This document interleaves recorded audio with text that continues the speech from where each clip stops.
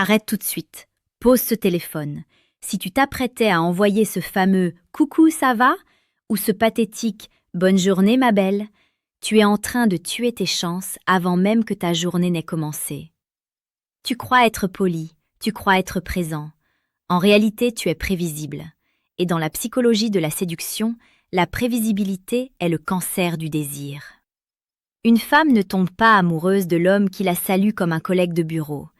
Elle tombe amoureuse de l'homme qui hante ses pensées dès la seconde où elle ouvre les yeux. Elle tombe amoureuse de celui qui sait s'insinuer dans son esprit et y planter une graine qui va germer heure après heure jusqu'à devenir une obsession. Une statue de Marc Aurèle apparaît, éclairée par une lumière latérale dramatique. Il y a près de 2 millénaires, l'empereur stoïcien Marc Aurèle écrivait dans ses pensées pour moi-même cette phrase qui devrait guider chaque seconde de ta vie. Dès l'aurore, dis-toi par avance. Je vais rencontrer un indiscret, un ingrat, un violent, un traître, un envieux. Marc Aurèle se préparait au combat du monde extérieur. Mais en séduction, nous devons adapter cette sagesse. Dès l'aurore, tu ne dois pas subir la journée, tu dois la définir. Tu dois être l'architecte de l'émotion de l'autre. Le premier message du matin n'est pas une notification, c'est une empreinte, c'est une déclaration d'intention. C'est la différence entre être un bruit de fond et être la mélodie principale de sa vie. Aujourd'hui, nous allons disséquer la psyché féminine.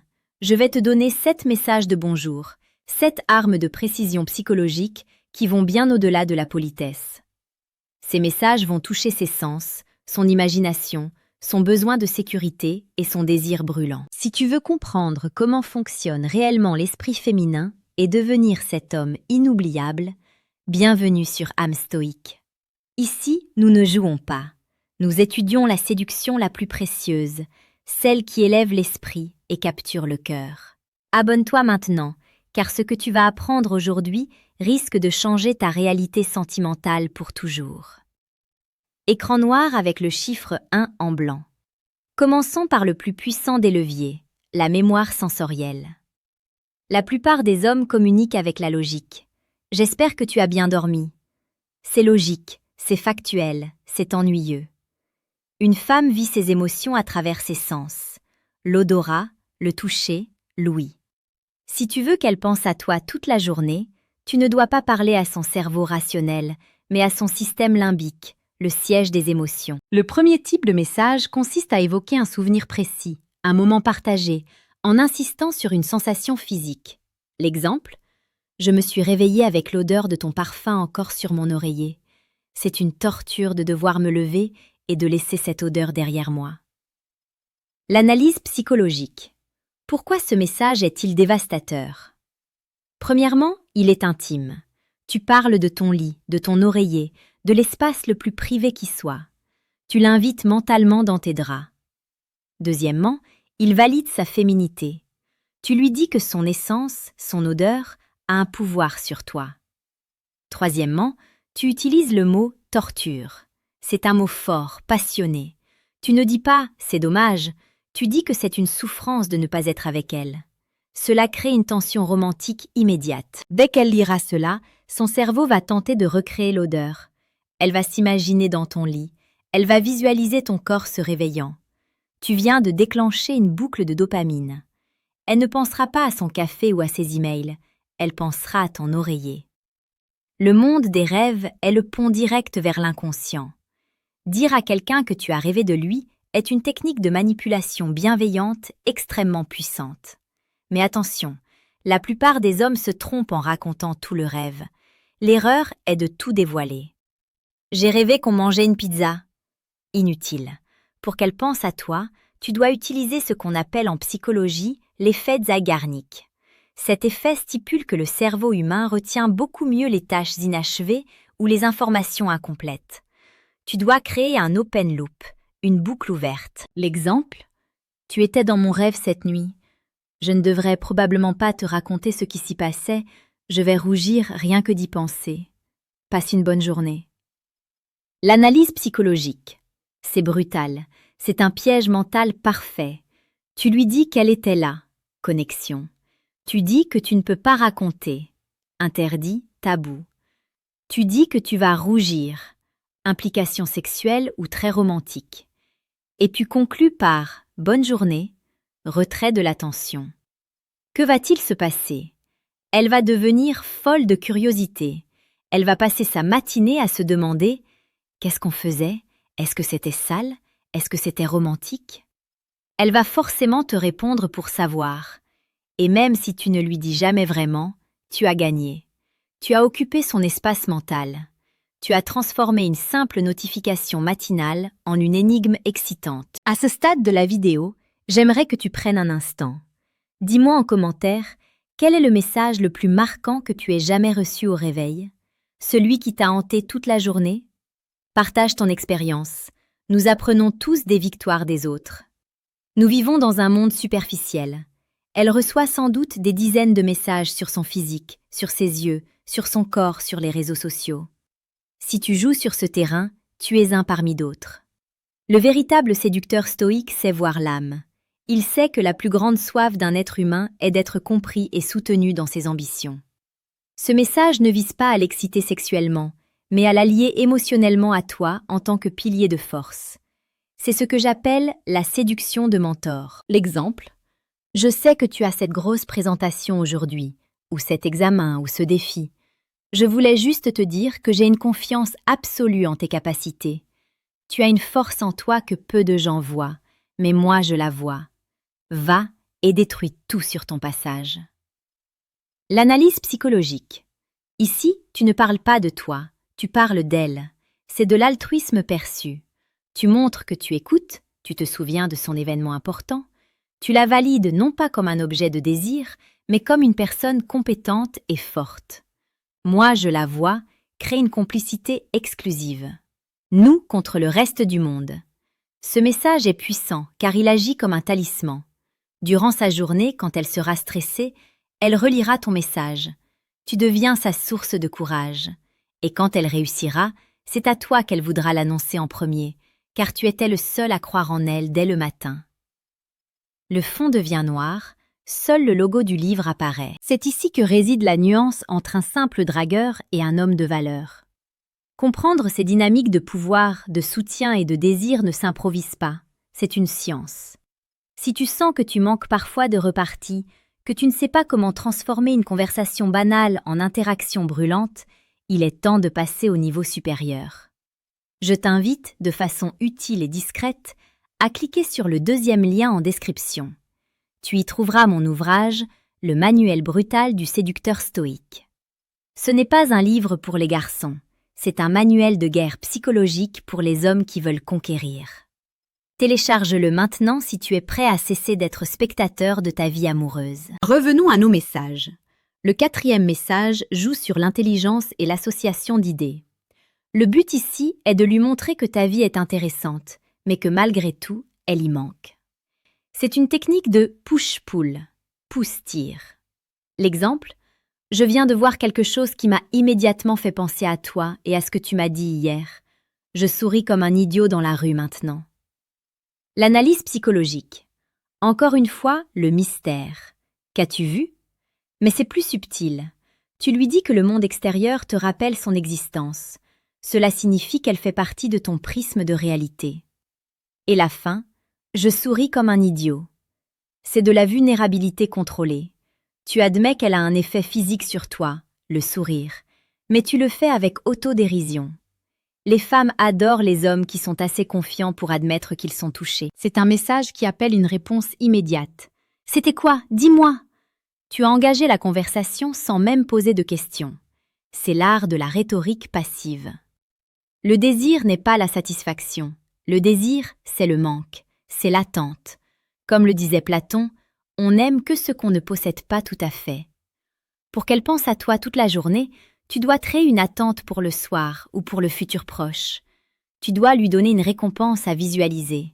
L'exemple: bonjour, j'ai une surprise pour toi ce soir. J'ai une idée très précise de ce que je veux faire avec toi la prochaine fois qu'on se voit.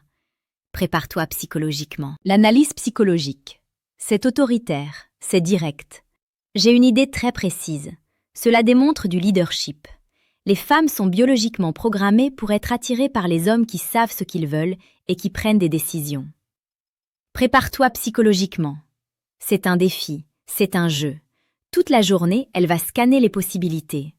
Est-ce un restaurant, un voyage, une expérience sexuelle?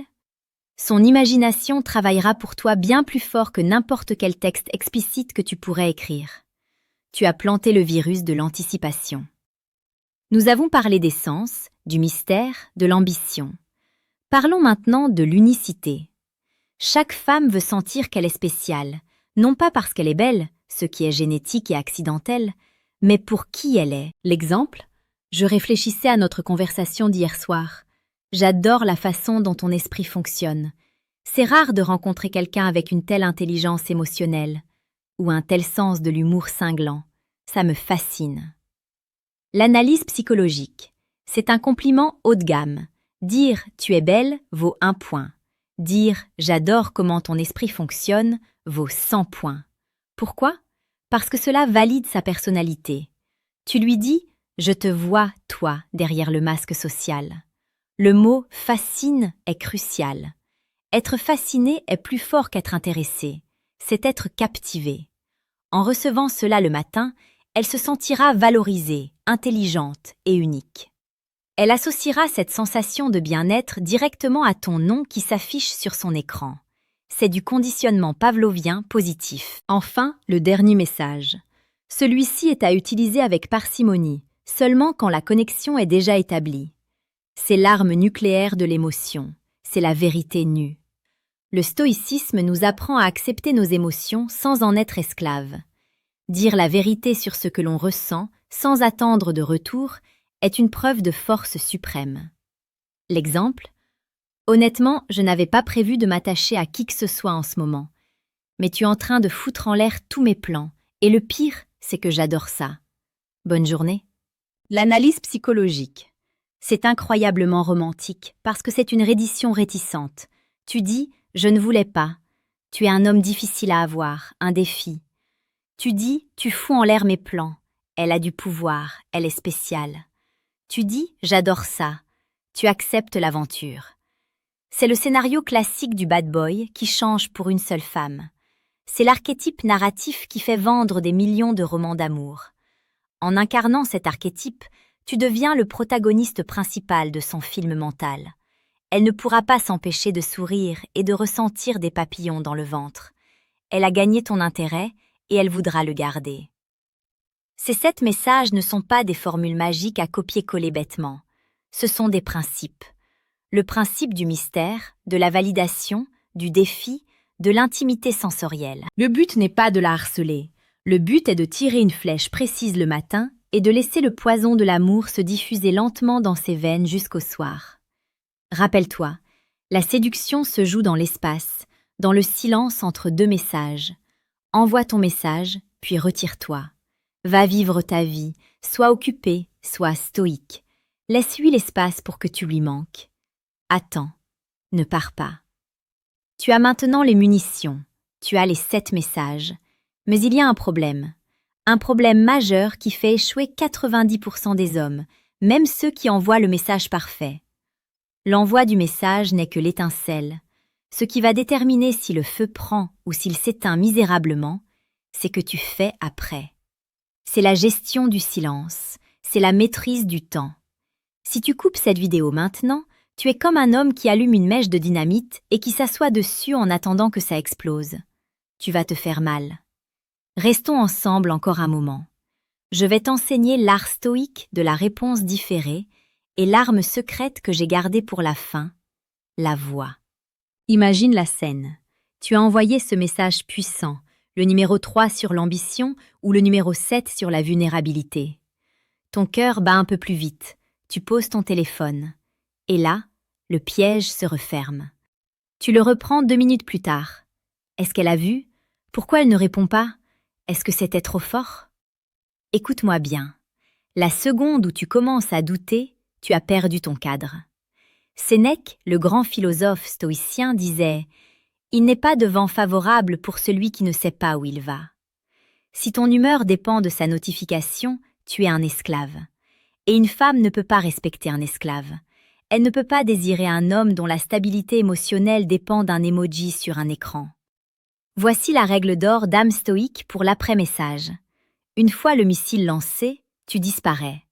Tu ne vérifies pas les vues, tu ne regardes pas si elle est en ligne. Tu retournes à ta mission de vie. Tu vas au sport, tu travailles, tu lis, tu construis ton empire. Pourquoi? Parce que l'indisponibilité crée la valeur.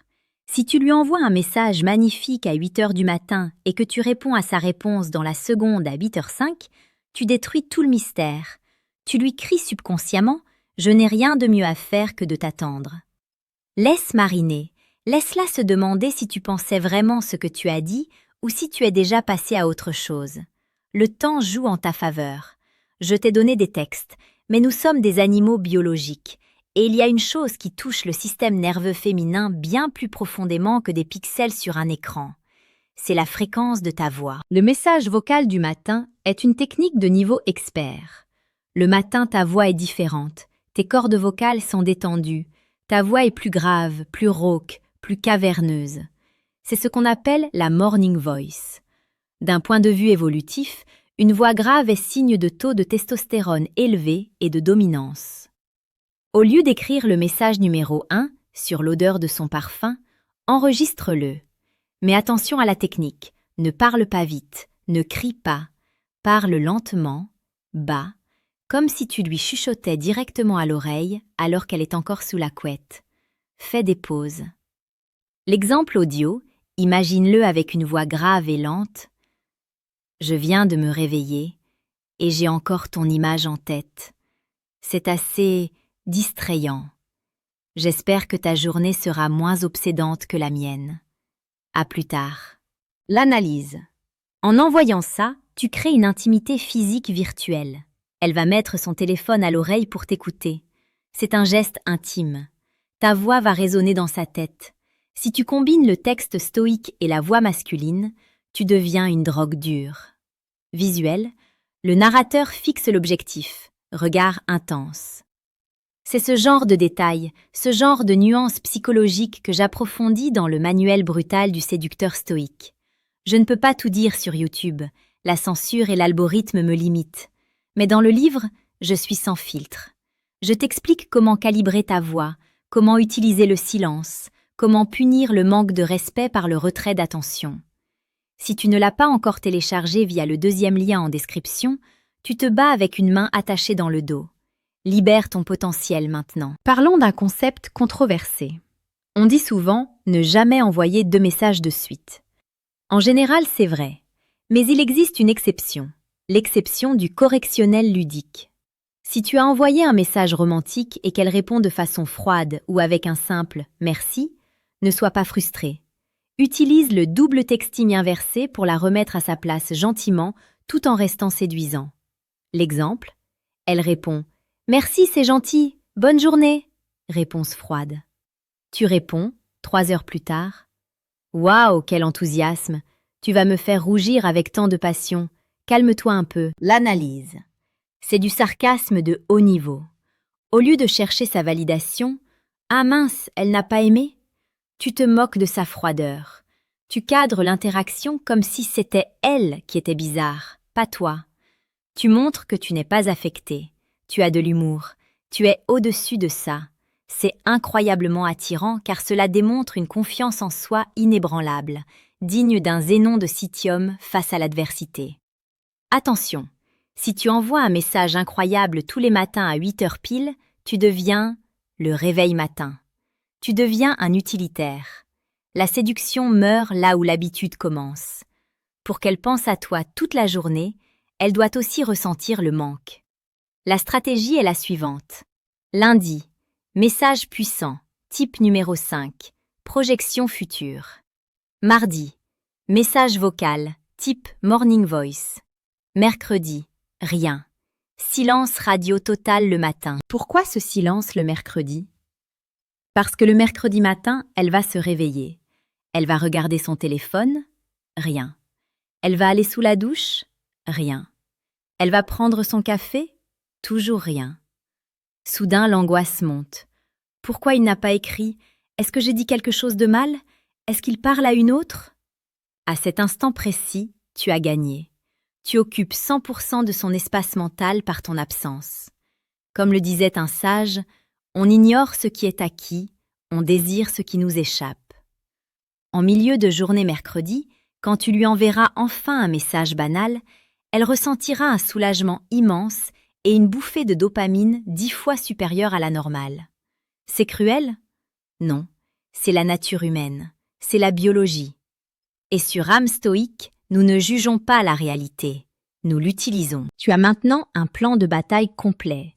Tu as les 7 messages, tu as la stratégie du silence, tu as la puissance de la voix, tu as la rupture de pattern.